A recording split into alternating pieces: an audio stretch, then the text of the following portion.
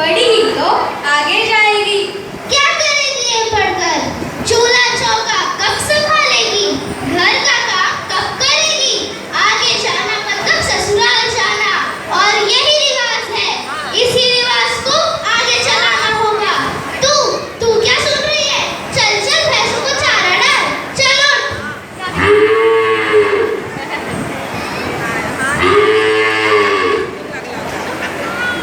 रोम रोम अभिमान साठे, चिंदी चौथी पास हुई।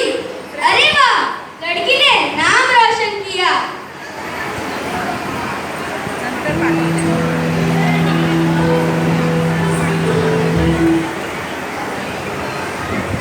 चिंदी की माँ, वो चिंदी की माँ, सुना है तेरी लड़की का ब्याह हुआ है। हाँ, सब कार के घर दिया है। मेरे सर का बोझ उतर गया। अभी भी चिंदी 12 साल की हुई थी। अगर ये रिश्ता नहीं जोड़ा जाता तो अगले 12 साल तक मुहूर्त ही नहीं था। फिर वो 24 साल की हो जाती। फिर कैसी शादी और कैसा ब्याह। हाँ, चल मैं आती हूँ, भैंसों को चारा डालना है ना। हाँ मुझे भी बहुत काम है।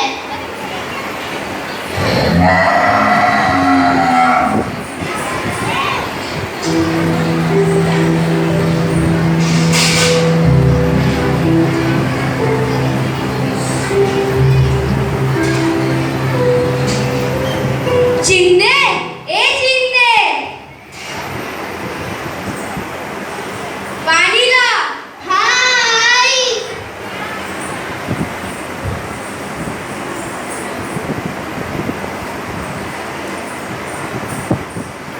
चिन्ने, ए चिन्ने, बच्चे झगड़ रहे हैं।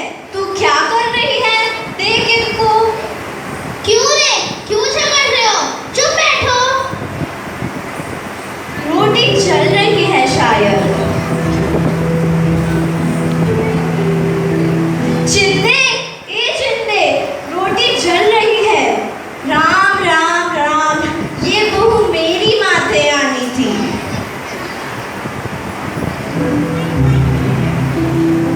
चिन्ने, ए चिन्ने, माँ क्या बोल रही है? तेरा काम में मन नहीं लगता, सब काम इधर उधर कर देती है। क्या पूछ रहा हूँ मैं? जवाब दे। चौथी पास का रोक जमाती है। कहाँ है तेरा कागज? कहाँ है?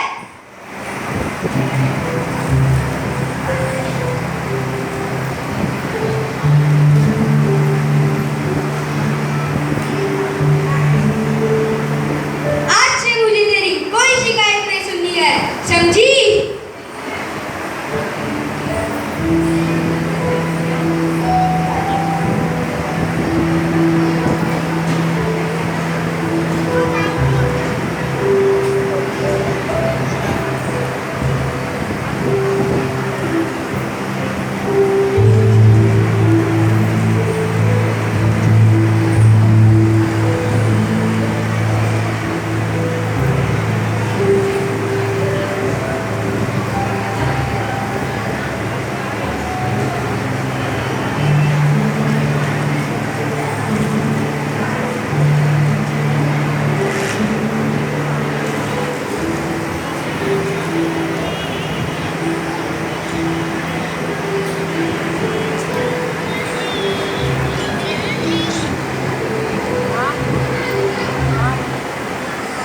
क्यों भाई, काम क्यों रुकाया है? गांव के भलाई के लिए चिंदी कलेक्टर से बात करती है। सरकार गोबर उठाने का काम गांव के लोगों से करवाती है, लेकिन मजदूरी नहीं दी जाती। गोबर के नीलामी का हिस्सा नहीं दिया जाता। वन अधिकारी गाय को घास खाने से भी मना कर देते हैं। गाय भैंसों को गांव के लोग संभालते हैं और फायदा सिर्फ सरकार को ही मिलता है। चिंदी की शिकायत पर कलेक्टर उसकी बात मानते हुए कहते हैं कि वह वन मंत्री से बात करेगा। यह बात सुनकर गांव में चिंदी की तारीफ हुई, मगर कुछ लोगों को औरत के आगे आकर बोलना अच्छा नहीं लगा। चिंदी के चरित्र पर लांछन लगा देते हैं। उसके पति उसके खिलाफ कान भर देते हैं।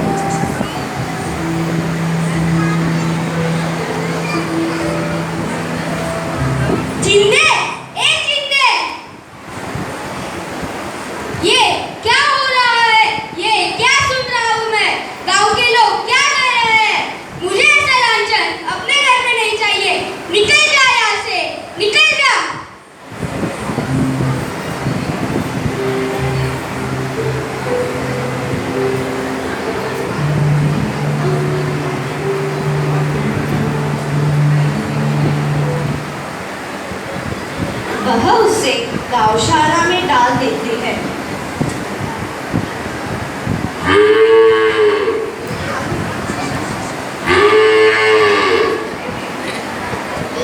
बेहोशी की हालत में पड़ी हुई थी। एक गाय ने अपने चारों पैरों के अंदर उनका रक्षण किया।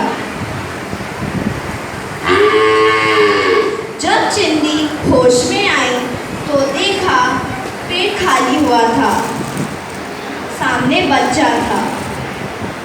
बाजू से पत्थर उठाया और अपने हाथों से कान को काट दिया। फिर बच्ची को उठाया और जैसे तैसे अपने मुंह घर पहुंच गई।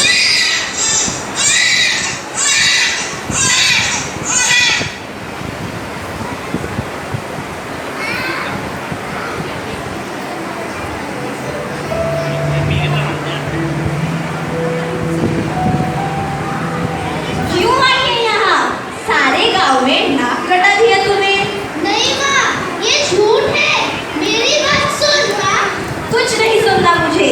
तुझे तेरे पति ने छोड़ दिया और तुझे मैं मेरे घर ले लूं? मुझे भी बिरादरी में रहना है। चली जा। कहाँ जाओ माँ, कहाँ जाओ? कहीं भी जा, जा मर जा। ये ले रोटी, मेहरबानी कर निकल जा। मैं ये जीवन ही त्याग देती हूँ। ये कैसा जीवन है मेरा? इससे अच्छा तो मरना ही होगा।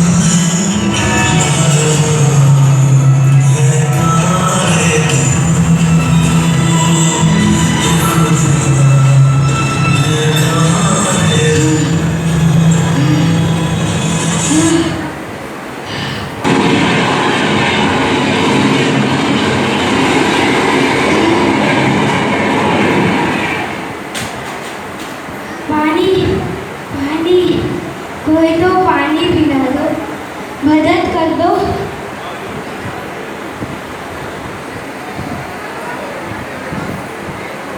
ये लो बाबा, पानी पी लो। और ये रोटी भी खा लो। भगवान तुझे लंबी उम्र दे बेटा।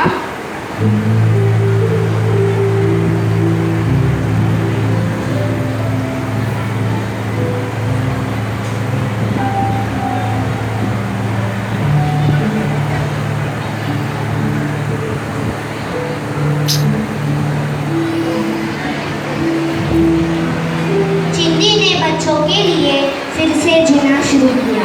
वह बच्चे जिनका पूरे संसार में कोई नहीं, वह रेलवे पर भीख मांगती, अनाथ भिखारी बच्चों को खिलाती, रेल में भजन गाती। चिंदी खुद बेसहारा औरत होने के बावजूद अनाथ बच्चों का सहारा बनने का ठान लेती और अपने सपनों के ओर चल पड़ती।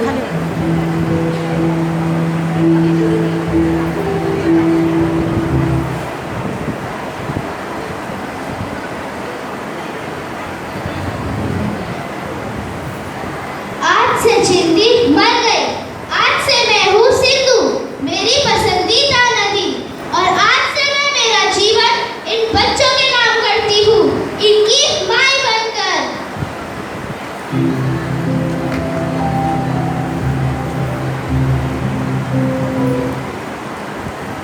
अपनी ममता का बलिदान कर सिंधु ताई ने अपनी 3 साल की बेटी ममता को प्रतापराव गोडसे दगड़ू शेठ हलवाई ट्रस्ट को संभालने सौंप देते हैं, ताकि उनका प्यार उन अनाथ बच्चों के लिए कम ना हो। ऐसे गगन के तले जहाँ हम भी न हो आंसू भी न हो बस प्यार ही प्यार। किसी बच्ची की माँ गुजर गई, घर वाले नहीं संभालना चाहते तो ताई को दे जाते। कोई बीमार तो कोई अंधा, ताई सबका सहारा बनती। ना सिर्फ अनाथ बच्चों के लिए बल्कि उन्होंने बेजुबान जानवरों के लिए भी लड़ाइयाँ लड़ी।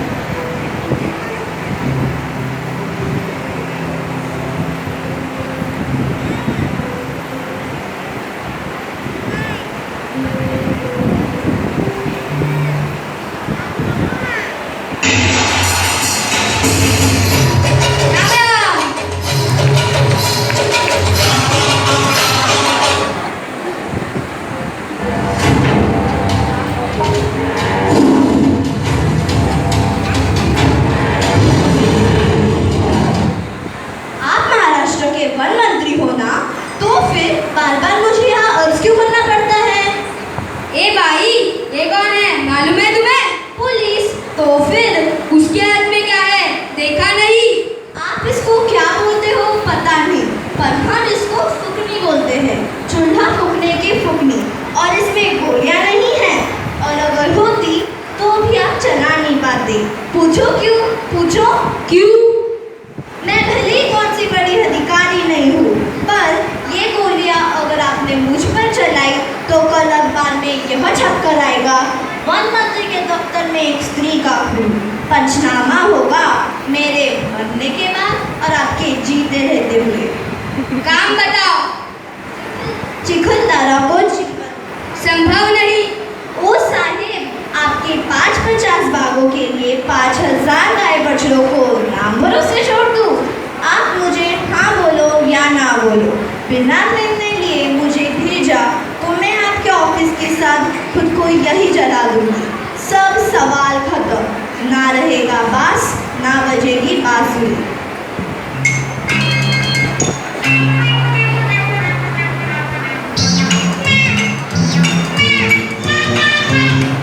चिखलदारा को अभय।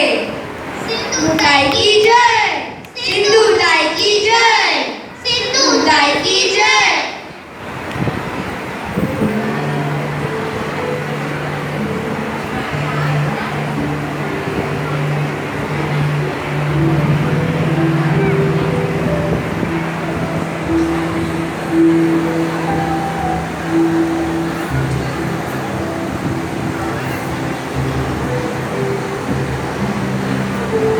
तूने मुझे बहुत संभाला, तेरे बहुत एहसान है मुझ पर।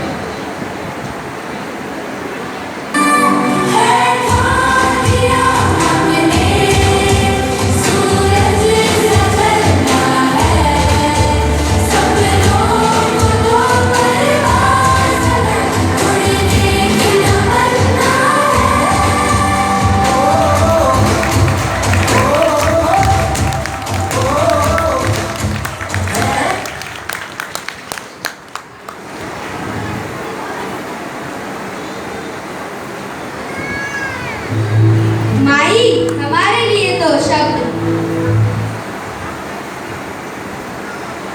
मी सिंधुताई सपकाळ, हाफ टाइम चौथी पास. मुलांना सांभाळायचं तर राशन लागतंच, म्हणून भाषण करते गावोगावी.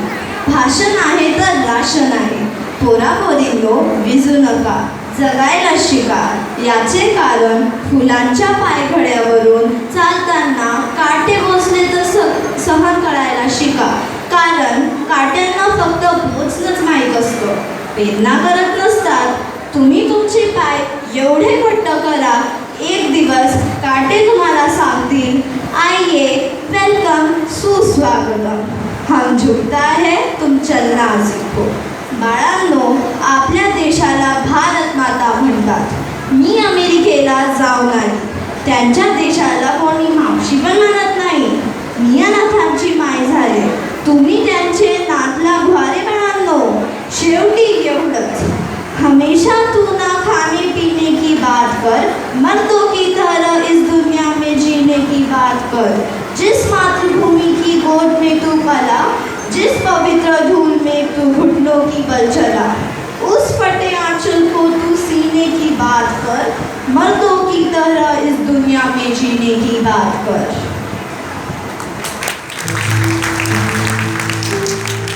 माई, श्री हरि सपकाल आए हैं।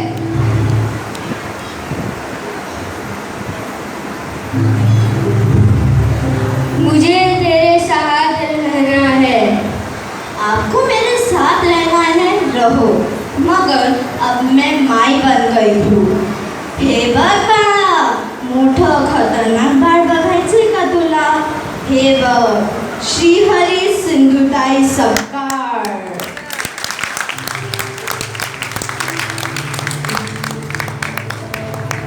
आई, मला तुझी आई बनायचं आहे। सिंधु नाम की नदी आज भी ममता के रूप में बह रही है।